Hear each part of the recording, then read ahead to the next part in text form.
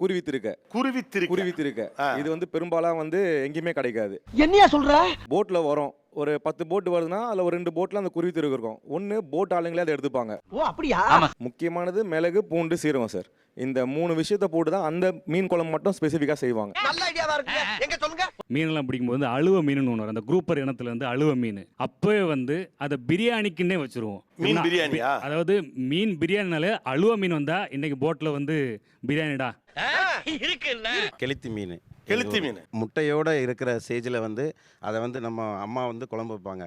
அந்த மாதிரி சாப்பாடு வந்து சாப்பிட்றது சான்ஸே இல்லை சார். நிஜமா தான் சொல்றியா? சனையோட இருக்கணும். ஆமாம், சென்னையோடு இருக்கணும். அதெல்லாம் நம்ம சாப்பிடும்போது தனியாக எடுத்து வச்சுட்டு லாஸ்ட்டாக அந்த முட்டையை சாப்பிடுவோம். அது ஒரு டேஸ்ட். அது வீட்டில் மூத்தவனுக்கு தான் கொடுப்பாங்க வேற. இல்லை, அது நான் மூத்தவன் தான். அதான் தெரியுதுல. கரெக்டாக பிடிப்போம்ல, அடி வாங்கியிருக்கோம்ல.